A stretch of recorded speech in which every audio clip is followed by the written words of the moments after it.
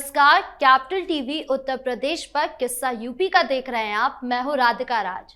जब से मंत्री किरेन रिजिजू ने वक्फ अधिनियम 2025 के तहत उम्मीद पोर्टल बनाया है, तब से मौलानाओं की रातों की नींद उड़ गई है, क्योंकि सरकार के ये आदेश थे कि इस पोर्टल पर वक्फ की सारी संपत्तियों को रजिस्टर करना होगा और ऐसा नहीं हुआ तो सरकार संपत्ति पर कब्जा कर लेगी, जिसकी तय समय सीमा 5 दिसंबर तक की थी। लेकिन तय समय सीमा तक केवल 25% ही पंजीकरण हुआ, 75% पंजीकरण लटक गया, जिससे मौलाना घबरा गए कि और इसी घबराहट के कारण all India personal law board के सदस्यों ने मंत्री किरेन रिजिजू से मुलाकात की, जहां ओवैसी और चंद्रशेखर रावण भी मौजूद रहे।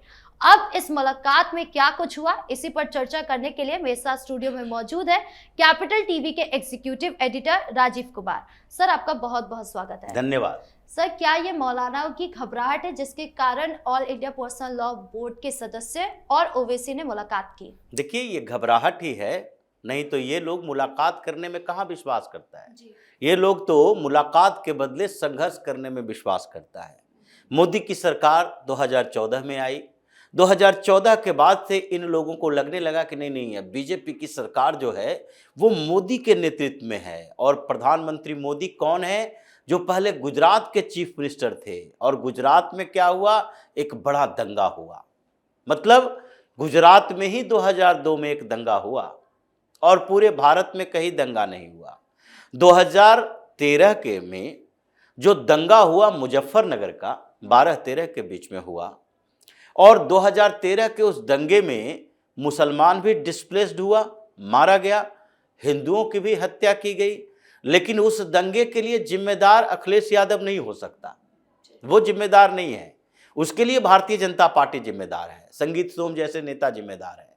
लेकिन गुजरात के मुख्यमंत्री रहते हुए नरेंद्र मोदी जिम्मेदार हैं 2002 में दंगा हुआ तो, क्योंकि वहां पर पहले गोधरा में हिंदुओं को जलाया गया, उसकी प्रतिक्रिया हुई, मुसलमानों को भी जलाया गया, उसे भी मारा गया। अब इस दंगे के लिए मुख्यमंत्री को जिम्मेदार ठहराया गया, उसे खूनी हत्यारा, मुसलमानों का बूचर कहा गया। और 2014 में जब वो प्रधानमंत्री बन गए तो इन लोगों को लगने लगा कि नहीं, ये तो हमारा सबसे बड़ा दुश्मन है। तो दुश्मन है तो दुश्मन के साथ कैसा व्यवहार कर रहा था? पूरे देश के अंदर जिन जिन राज्यों में चुनाव हुआ, ये स्पष्ट तरीके से दिखा कि पूरा मुस्लिम समुदाय टैक्टिकल वोटिंग करता है। टैक्टिकल वोटिंग और एक तरफा वोटिंग में अंतर होता है। एक तरफा वोटिंग का मतलब होता है कि जो पार्टी पसंद है उसके अनुसार हम उसे वोट देंगे। लेकिन टैक्टिकल वोटिंग में क्या होता है? एक पार्टी नापसंद है, उसके खिलाफ हम किसी एक को वोट देंगे। उत्तर प्रदेश में चुनाव होगा तो इन्हें यह नहीं तय करना है कि हमको किसको वोट देना है, यह तय करना है कि हमें किसे वोट नहीं देना है, और जिसे नहीं देना है, जिसे हराना है, उसके खिलाफ कौन मजबूत है। क्योंकि इसके लिए तो उत्तर प्रदेश में समाजवादी पार्टी भी वैसे ही, बहुजन समाज पार्टी भी वैसे ही, उसके बाद ओवैसी की पार्टी वैसे ही, कांग्रेस पार्टी वैसे ही, ये सारे कुछ मुस्लिमों के राजनीति करने वाली ओवैसी जैसी पार्टियां, AIMIM, और दूसरे तरफ मुस्लिमों की खुश करने वाली राजनीति करने वाली पार्टियां सपा, बसपा और कांग्रेस जैसी पार्टी। अब इसमें से सेलेक्ट करना पड़ता है लोगों को। योगी को कौन हराएगा, बीजेपी को कौन हराएगा? तो अखिलेश में वो क्षमता दिख रही है, सब अखिलेश को दे दो वोट। यही अखिलेश वाली समर्थन वाली पार्टी बिहार में जाएगा तो बिहार में अखिलेश की पार्टी चुनाव लड़ेगी, एक वोट नहीं देगा, वो सब दे देगा किसे? बिहार के मुसलमानों को लालू प्रसाद पसंद रहेगा, बंगाल के मुसलमानों को ममता बनर्जी पसंद रहेगी, और कर्नाटक के मुसलमानों को कांग्रेस पसंद रहेगा। ऐसा कैसे होगा कि कर्नाटक के मुसलमान कांग्रेसी हैं और उत्तर प्रदेश के मुसलमान कांग्रेसी नहीं हैं, बंगाल के मुसलमान कांग्रेसी नहीं हैं? यानी कि कांग्रेस को तुम पसंद करते हो लेकिन बीच में रिजेक्ट कर देते हो। अब ये समस्याएं जब तुम्हारे साथ है तो सरकार के लेवल पर भारतीय जनता पार्टी को भी तुमसे समस्या होनी चाहिए। ये सरकार समस्या की बात कर नहीं सकती, प्रधानमंत्री मोदी नहीं कर सकते, वो सबका साथ सबका विकास ऐसे ही बात करते रहेंगे और मुसलमान उनके खिलाफ कॉन्स्पिरेसी करते रहेगा। योगी भी थोड़े स्पष्ट शब्दों में बोलते हैं, बात करते हैं, वो अपराधियों की बात, माफियाओं की बात करेंगे, धर्म के आधार पर नहीं बात करते। लेकिन फिर भी ये तो है, सबका विकास सबका साथ की बात करते रहो, ये आपके साथ नहीं हो सकते। तो इसलिए इसको इसी के शब्दों में, इसी के तरीकों से जवाब देना होगा। तुम लड़ना चाहते हो तो लड़ो, लड़ने की तैयारी है, और हम कानून से लड़ेंगे। तुम्हें अगर औकात है तो कानून से लड़ो। ये वक्फ बोर्ड संशोधन कानून के खिलाफ लड़ रहे हैं, और उम्मीद ऐप वक्फ बोर्ड संशोधन कानून आने के बाद बनाई गई, और ये वक्फ बोर्ड का जो संशोधन कानून आया उसके खिलाफ ये सारी पार्टियां सुप्रीम कोर्ट गई। उसमें सबसे पहले कौन था? यही all India Muslim personal law board. ये मुस्लिम पर्सनल लॉ है। ये बोर्ड किसके लिए है? मुसलमानों के निजी कानून, पर्सनल लॉ के लिए। इसका काम क्या है? विवाह, संपत्ति के अधिकार, संपदा, लोगों के हिरार्की, पैतृक संपत्ति, इन मामलों में, दो ही मामलों में ये बात कर सकता है। विवाह, संस्कार, तलाक और प्रॉपर्टी का जो डिस्प्यूट होता है आपस में, इसको वक्फ से लेना देना नहीं। ये कानून है, ये पर्सनल लॉ के लिए बोर्ड बनाया गया। लेकिन ये चला जाएगा सुप्रीम कोर्ट किसके लिए? हम मुसलमानों के हितैषी हैं, तो वक्फ बोर्ड की प्रॉपर्टी का विवाद भी हम लेकर आएंगे। ओवैसी भी गया, पीछे पीछे Congress, Samajwadi party, TMC, RJD, 11 से ज्यादा याचिकाएं सुप्रीम कोर्ट में सुनवाई हुई। सुप्रीम कोर्ट में 3 चीफ जस्टिस, ये तीसरे हैं। सीजेआई संजीव खन्ना के समय में शुरुआत हुई, वो रिटायर करके चले गए, कहे नहीं मेरे से सोल्व नहीं होगा। फिर सीजेआई BR गवई आए, उन्होंने भी कहा कि अभी फैसला सुरक्षित रखा जाएगा। अब फिर अभी सीजेआई सूर्यकांत आए हैं, ये भी रिटायर हो जाएंगे 1-1.5 साल के अंदर, और उसके बाद कहेंगे मेरे से फैसला नहीं होगा। लेकिन ये बात है, जैसे उम्मीद ऐप की बात की जा रही है, 5 दिसंबर को इसका समाप्त हुआ डेट, यानी कि उम्मीद पोर्टल क्लोज हो गया। और उसके बाद हुआ कि जितनी प्रॉपर्टी है वक्फ बोर्ड की, जिसका रजिस्ट्रेशन हुआ पड़ा है और जिसने इस पोर्टल पर रजिस्ट्रेशन नहीं किया, वो विवादित हो जाएगा। तो उस समय भी ये लोग गया सुप्रीम कोर्ट में कि देखिए ये सारी प्रॉपर्टी का तो रजिस्ट्रेशन हो नहीं पा रहा। कपिल सिब्बल बोल रहा है वहां जाकर कि 10 लाख से ज्यादा ऐसे हैं, ये प्रॉपर्टी ऐसा है जो 150-150 साल पुराना है, ये तुगलक के जमाने का है, ये मुगल के जमाने का है। वो प्रॉपर्टी का कागजात हम कहां से लाएंगे? तो मत लाओ, सरेंडर कर दो। अगर तुम्हारे पास कागज नहीं है, अगर तुम्हारे पास रजिस्ट्रेशन नहीं है, तो उस प्रॉपर्टी पर हक कैसे बना सकते हो? कोई अगर कितने भी समय तक किसी जमीन पर कब्जा करके बैठा रहेगा, उसके पास पेपर नहीं है, तो 1000 साल बाद भी तुम्हें वो छोड़ना पड़ेगा। ये कानून का राज चलेगा, ये तुम्हारे कुरान से राज नहीं चलेगा, तुम्हारे ये मजहबी फैसलों से नहीं चलेगा, फरमानों से नहीं चलेगा, ये रजिस्ट्रेशन से चलेगा, कागज से चलेगा, वो दिखाना पड़ेगा तुम्हें। तो इसलिए 5 तारीख के बाद बड़ा रिक्वेस्ट किया गया। सरकार ने कहा चलो कोई बात नहीं है, रजिस्ट्रेशन के लिए पोर्टल तो फिर से नहीं खोलेंगे, लेकिन जो प्रॉपर्टी विवादित है अभी 3 महीने तक कोई कड़ी कार्रवाई नहीं करेंगे। 3 महीना और वक्त देते हैं, तुम कागज जुटा लो। अब इन लोगों को लगा 3 महीने क्या 3 साल भी वक्त दे दोगे, कागज तो मिलेगा ही नहीं।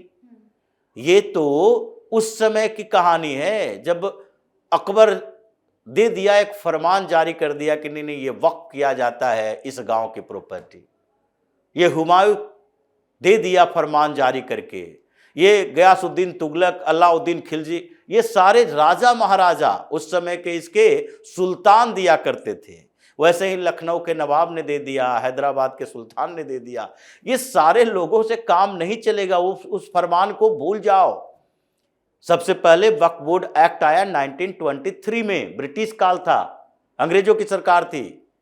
उस समय भी तुमने रजिस्ट्रेशन नहीं करवाया, रजिस्ट्रेशन की बात थी। फिर भारत में आज़ादी के बाद नई सरकार बनी है, कांग्रेस की सरकार, 1953 में फिर से वक्फ बोर्ड एक्ट आया, उस समय भी तुमने रजिस्ट्रेशन नहीं करवाया। ये इतने साल से क्या कर रहे थे भाई? तो तुम्हारे पास पेपर नहीं है, तो जिन सरकारों ने कार्रवाई नहीं की वो सरकार गलत है। आज की सरकार कार्रवाई कर रही है तो वो कार्रवाई कानूनी तरीके से ही होगी। इसलिए उसके बाद 91 में ले आया। अब इन लोगों ने और खतरनाक एक्ट, अब उसमें कहा गया कि नहीं रजिस्ट्रेशन की जरूरत नहीं है। जो वक्फ बाय यूजर है, मतलब जो यूज किया जा रहा है प्रॉपर्टी वक्फ के नाम पर, वो वक्फ की प्रॉपर्टी मानी जाएगी। अब इस नए जो कानून बने, वक्फ एक्ट संशोधन विधेयक लाया गया, फिर कानून बना, तो वक्फ बोर्ड संशोधन कानून नया जो बना उसमें वक्फ वाइजर शब्द हटा दिया गया कि नहीं नहीं, ये परंपरा से काम नहीं चलेगा, आपको दिखाना पड़ेगा रजिस्ट्रेशन का पेपर, नहीं है तो फिर सरेंडर करो, आपके पास नहीं रहेगा। अब इन लोगों की समस्या है 5 दिसंबर खत्म, 6 दिसंबर का बड़ा बाबरी करता रह गया। डर अंदर से था कि वक्फ बोर्ड की प्रॉपर्टी छोटी मोटी नहीं है, 9 लाख के लगभग प्रॉपर्टी है, और 25% कितना होता है? ये 25% लगभग 2,60,65,000 प्रॉपर्टी रजिस्ट्रेशन हो चुका है, ये पूरे देश के अंदर, जबकि 9 लाख से ज्यादा है। उत्तर प्रदेश में देखिए 2,80,000 प्रॉपर्टी है वक्फ की, कब्रिस्तान है, दरगाह है, मदरसा है, मस्जिद है, और कुछ दुकान मकान भी है, कुछ मैदान बनाए गए हैं, ईदगाह मैदान जो कहते हैं, ईदगाह भी बनाए गए वक्फ की प्रॉपर्टी पर। अब इसका रजिस्ट्रेशन नहीं हुआ है। यहां पर लगभग 45-50 हजार के करीब प्रॉपर्टी ऐसी है जिसका रजिस्ट्रेशन हुआ, यानी कि आपके पास लगभग 2,32-33 हजार प्रॉपर्टी ऐसी है जिसका रजिस्ट्रेशन नहीं है तुम्हारे पास, जो उम्मीद पोर्टल पर रजिस्टर्ड नहीं करवाए। सर, माना जा सकता है कि ये क्या कागजात नहीं है इन लोगों के पास, इससे सिर्फ 25% हुआ है इतना वक्त देने के बाद भी? बिल्कुल, 6 महीना थोड़ा बहुत होता है। 6 महीने में तो पूरे देश की प्रॉपर्टी का सर्वे हो जाता है। 6 महीना का वक्त दिया गया, 6 जून से पोर्टल शुरू हुआ है, 5 दिसंबर तक, 6 महीने में आपने रजिस्ट्रेशन नहीं करवाया। कुछ गलतफहमियां भी थी पश्चिम बंगाल में, जैसे गलतफहमी ममता बनर्जी ने कहा नहीं नहीं कोई जरूरत नहीं करवाने की, हम तुम्हें बचा लेंगे, बचाने के चक्कर में लगे रहे, लास्ट के 1 सप्ताह में नोटिफिकेशन आया तो ये कर नहीं पाए। उत्तर प्रदेश में कोई बचाने वाला नहीं था, लेकिन भ्रमित करने वाला था अखिलेश यादव जैसे लोग। अब उसके दरवाजे पर जाओ, किरण रिजिजू के पास क्या करने गए हो? ये किरण रिजिजू के पास गए हैं, पार्लियामेंट्री अफेयर मिनिस्ट्री के साथ साथ उनके पास माइनॉरिटी अफेयर मिनिस्ट्री भी है। ये कैसा समय का चक्र चलता है। माइनॉरिटी अफेयर मिनिस्ट्री का मतलब है मुसलमान मंत्री, ये इनकी सरकारों में यही हुआ करता था। आज किरण रिजिजू हैं, वो अगर रिलीजन वाइज देखा जाए तो वो क्रिश्चियन है अरुणाचल प्रदेश के, इसलिए माइनॉरिटी तो वो भी हैं, तो माइनॉरिटी अफेयर मिनिस्टर बनाया जाएगा। कोई जरूरी तो है नहीं कि मुसलमानों को ही माइनॉरिटी डिपार्टमेंट, माइनॉरिटी मिनिस्ट्री में रखा जाए। तो इसलिए ये समय का चक्र चला है। आज ओवैसी और all India Muslim personal law board, ये सारे लोगों को जाकर पैर पकड़ना पड़ रहा है कि नहीं नहीं अभी और थोड़ा समय दे दो, नहीं मिलेगा समय। अब 3 महीना का समय तुम्हारे पास है, ट्रिब्यूनल में जाओ, कोई हार्ड कार्रवाई नहीं होगी। और योगी तो वो है जो कि SIR की प्रक्रिया में घुसपैठियों को ढूंढने लगे, वक्फ बोर्ड के रजिस्ट्रेशन की प्रक्रिया में ढूंढ कर वो प्रॉपर्टी निकालेंगे जिसका रजिस्ट्रेशन नहीं है, और दौड़ेगा बुलडोजर, पार्क खाली होंगे, ईदगाह से भगाए जाओगे, दरगाह टूटेगा, और उसके बाद पता चलेगा कि क्या होता है सरकार को चैलेंज करने का नतीजा। ये पूरा मदनी तौकीर गैंग जो है अब घुटनों पर आएगा, जब इसके कई जो इन लोगों ने कब्जा दे बंद के मदरसे चल रहे हैं वक्फ बोर्ड की प्रॉपर्टी पर, ये जमीयत उलेमा हिंद के चल रहे हैं वक्फ बोर्ड की प्रॉपर्टी पर, मुजफ्फरनगर का उतना बड़ा है जो इसके मस्जिद कम मदरसा है, मस्जिद भी है उसमें मदरसा भी है, ये एकड़ में होगा और वो वक्फ बोर्ड की प्रॉपर्टी पर है, तो उसका रजिस्ट्रेशन दिखाओ। ये 200 साल पुराना से काम नहीं चलेगा, नहीं दिखाओगे तोड़ के हटाओ, सरकार उसको डिस्ट्रीब्यूट करेगी। वैसे ही जैसे कि मुख्तार अंसारी और अतीक अहमद के प्रॉपर्टी को कब्जा करने के बाद उसको PM आवास योजना के तहत अपार्टमेंट बना के गरीबों में बांट दिया गया, उसमें हिंदू भी था मुसलमान भी था, उसी तरीके से इन प्रॉपर्टी का भी किया जाएगा। इसलिए परेशानी इन लोगों के अंदर है, एन केन प्रकारेन पैर पकड़ के माफी मांग के बंद कमरे में ये इतने बेशर्म है कि कुछ भी कर सकते हैं, बाहर आके शेर बनता है। बंद कमरे में किसी तरीके से ये चाह रहा है कि हमारी वक्फ बोर्ड की वो प्रॉपर्टी सुरक्षित बच जाए। जी, इस मुद्दे पर ज्यादा जानकारियों के लिए आपका बहुत बहुत धन्यवाद। धन्यवाद। तो इस मुलाकात में मंत्री किरेन रिजिजू ने ये फैसला लिया है कि 3 महीने का वक्त और दिया जाए, लेकिन अगर आखिरी तय समय सीमा पर पंजीकरण नहीं हुआ तो सरकार तुरंत एक्शन लेगी, यानी संपत्ति को कब्जे में लेकर गरीबों के हित में काम करेगी और उन मौलानाओं को नहीं बख्शेगी जिन्होंने वक्फ के नाम पर इतने सालों से जमीन पर कब्जा जमाया था। तो इस खास शो में फिलहाल इतना ही। कैसा लगा वीडियो कमेंट बॉक्स में जरूर बताएं। वीडियो को लाइक करें, शेयर करें और चैनल को सब्सक्राइब करना ना भूलें। धन्यवाद।